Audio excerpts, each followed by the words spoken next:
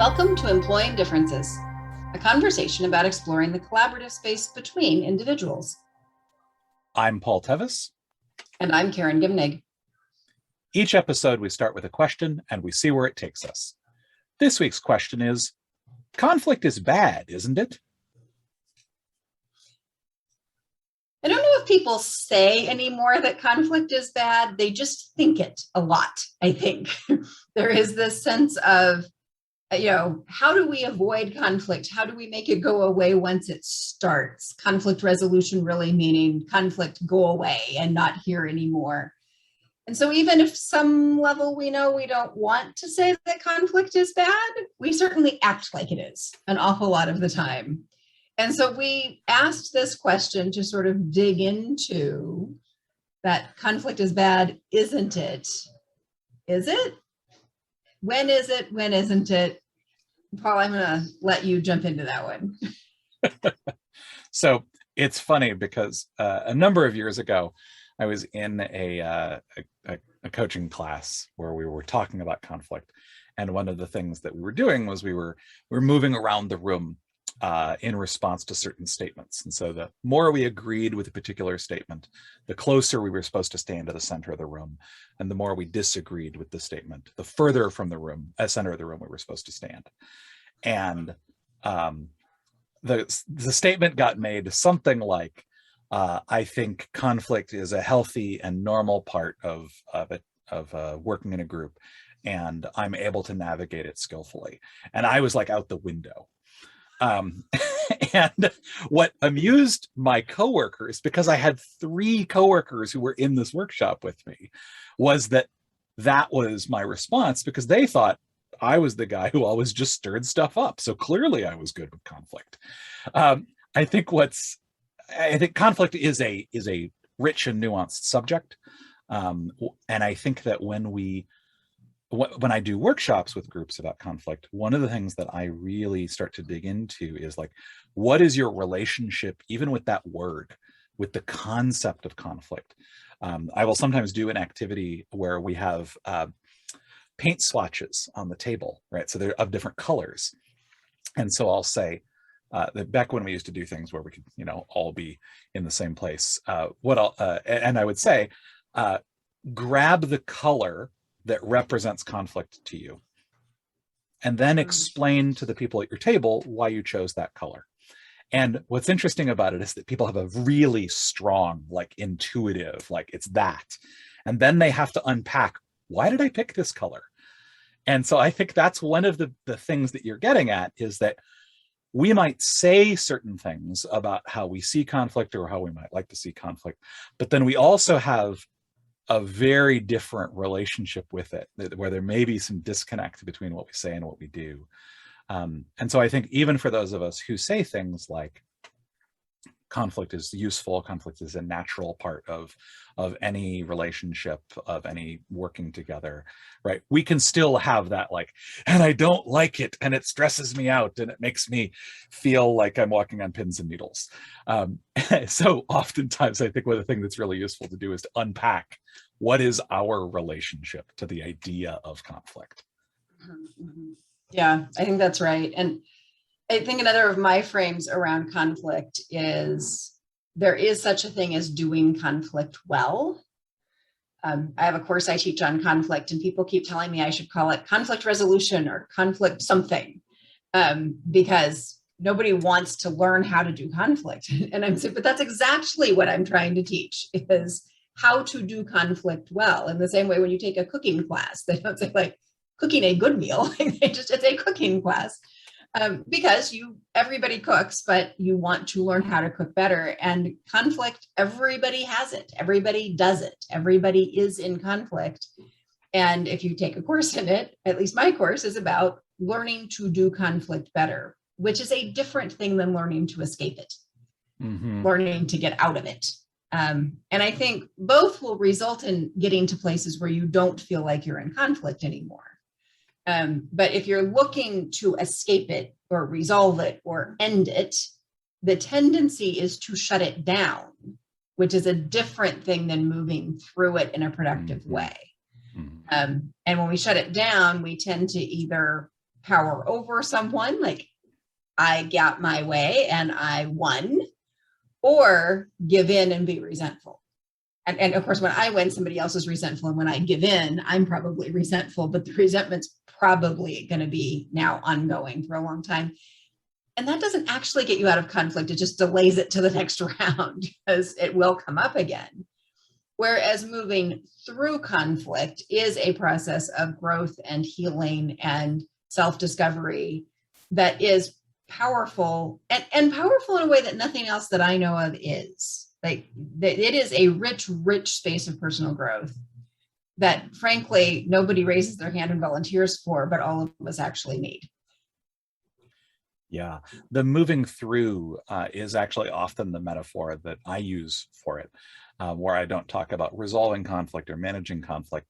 The verb that I often use is navigating conflict, where it's there's stuff out there. There's rocks we could steer into, right? There's shallows we could beach ourselves on. There's all sorts of monsters out there. But how can we actually navigate through this and come out the other side? And that's actually, I think, a really powerful and transformative sort of thing, because it actually means that then we're through it, right? When we avoid or we bottle it up or we shut down, in a lot of cases, we just delay it, right? And then sometimes we then give it a chance to ferment, become a little harsher.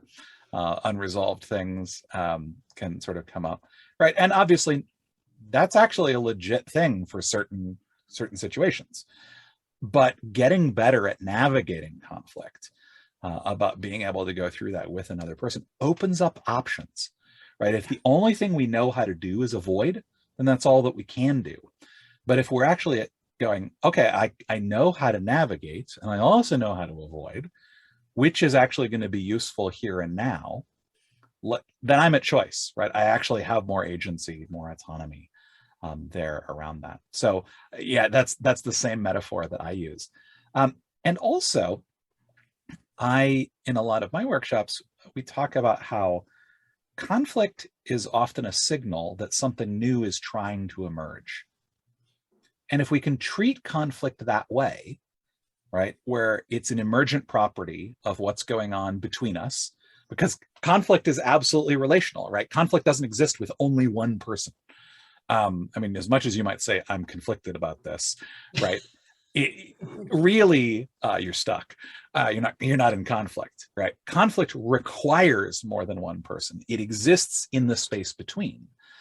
And so that's usually, as often, I find, a result of a new thing that's trying to emerge, a way of working together, a new change in the world, something that is impacting the relationship. And so conflict is a signal of that. And so I often, in navigating conflict, one of the things that I talk to people about is what happens when you put that lens on, when you start to see conflict as a signal that something new is trying to emerge. What does that reveal?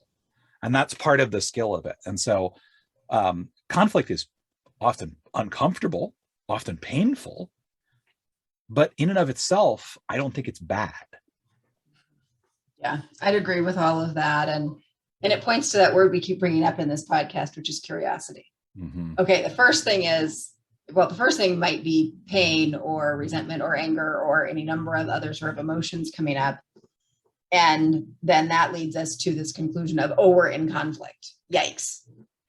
And I think yikes actually might be a reasonable response. Like, something's going on here. Something's trying to happen. Buckle your seatbelts. We're in for a ride.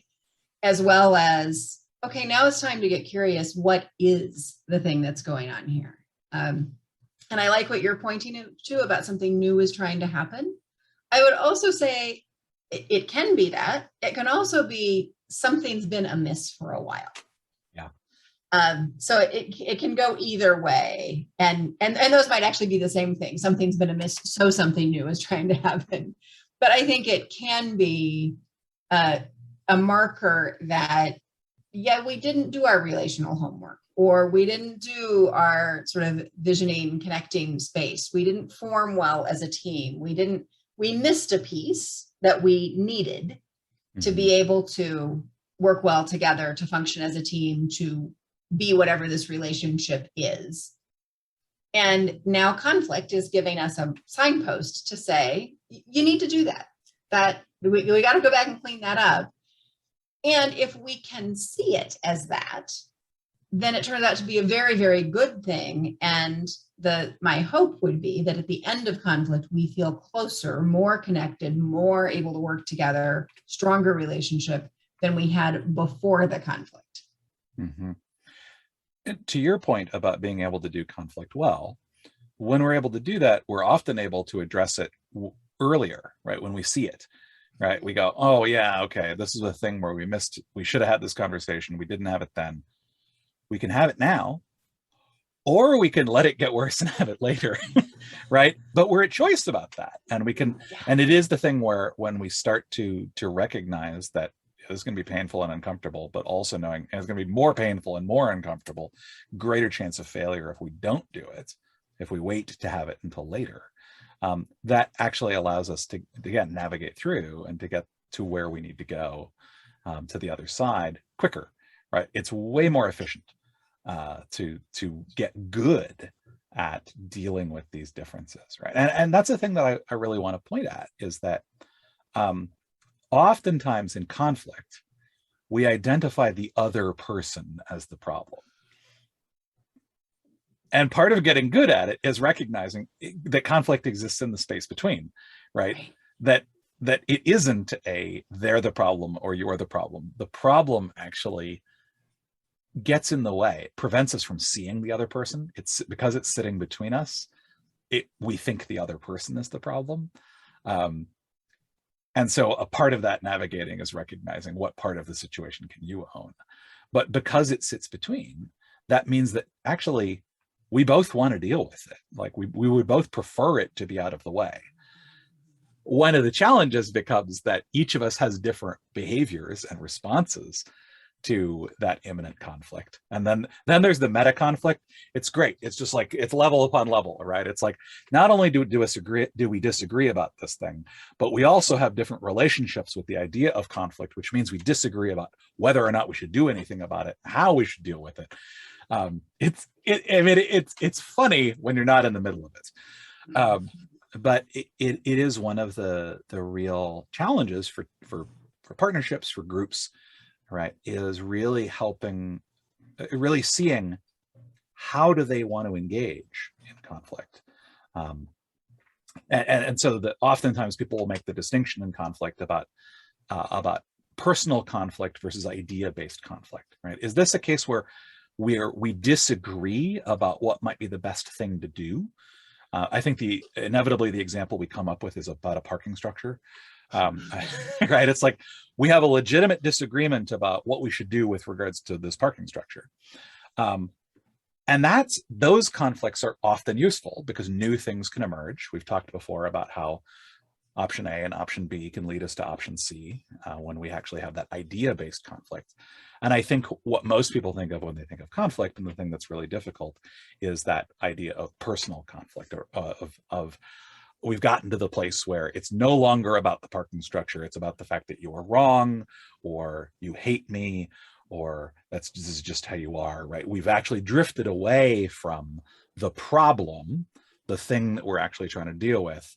And now it just becomes about identifying the other person as the problem. And so that's one of the things that I think is useful to think about, is when we talk about healthy conflict and unhealthy conflict, good, bad, whatever it is. Oftentimes people will say idea-based conflict, disagreement, debate, whatever, that can be really useful. Where we run into trouble is when we get deeper into that space of very personal conflict. And that idea that we get deeper and deeper into conflict, I think, is useful to think about, because another pattern that I see is, oh, there's some conflict here, but it's just little. I can ignore it. It's not bothering me that much. And I'm going to say that's the place to learn how to do conflict. Yes. Like that's the place that you want to engage. And if you can engage there, and that's both true of like me on my own journey about conflict. If I start engaging in smaller conflicts, I get better. My muscle about engaging with conflict gets better. It's also true if I'm in relationship with you and you do something that it's a little annoying to me. if I talk to you about the thing that's a little annoying to me and say, hey, could I give you some feedback about, could we talk through, could we work through? And we get to the end of that and we're okay, you and I together have learned about how to work toward conflict. And so I think that sort of conflict is bad, icky, uncomfortable, so I'm going to avoid it until I just can't anymore, makes it really bad, icky, and uncomfortable when you can't anymore. Whereas if you're developing the relationship from early on, yes, we're going to engage in conflict, and this is how we're going to talk about it, and that kind of thing. And of course, it takes courage and vulnerability to address that, bring it up with that other person. And here's the Brene Brown lesson about vulnerability: is the most desirable thing, the most sort of attractive thing I can possibly do from someone else's perspective is if I'm willing to get vulnerable. So if I'm willing to come to you and say, I've got this thing I want to talk about, especially if it's not a huge thing, and I can do it from my own vulnerable place of I'm uncomfortable, odds are you are instantly going to feel safer with me. And feeling safer makes the likelihood of the conflict coming out well increase dramatically. So there is this thing sort of ironically about, if I want you to feel safe enough to engage with me in conflict, being vulnerable with you is one of the really powerful tools to get there. And it's exactly the opposite of what instinctively I feel like doing. Yes. Yeah. So I think to sort of track where we've been on this, right? This whole idea of conflict is bad, isn't it? Despite what we might say to the contrary, I think many of us have a fraught relationship with the idea of conflict. And one of the things that can be really useful to do is to sort of explore that, right? To come to discover how it is that we actually relate to this idea, because that's going to color any conflict that we're in, any situation that we're in that seems to be veering towards conflict. So there's a piece of self-awareness around that. Another thing we've kind of talked about, right, is that conflict really is something that exists in the space between. And being able to get curious about that, right? If the idea is that something new is trying to emerge, or maybe something new was trying to emerge and we've been ignoring it for a while and it's still trying and still popping up, if we can treat it that way, where we can treat it less personally, right? That it's not so much about the other person, it's about whatever it is that's between us here and something that's going on, then we can probably engage with it a little more effectively, right? That allows us to be less blamey. It allows us to really see the situation kind of as it is. It allows us to engage more effectively with it. And if we can engage with it earlier, right? If we can build our muscle and our comfort for engaging with this often painful, often difficult topic and really situation, if we can do it earlier when it's lower stakes, when it's less of a big deal, we have a better chance of being able to be vulnerable about it, which is going to create more safety around it. And so if we can get better at navigating conflict, that becomes a choice that we can exercise more often. So we can actually deal with it when it's going to be less of an energy sink, when it's going to be less of a danger zone. It's going to be unpleasant. It's going to be a little uncomfortable, but it's going to turn out better than if we just keep kicking the can down the road. Absolutely. And I think that's going to do it for us today. Until next time, I'm Karen Gimnig. And I'm Paul Tevis. And this has been Employing Differences.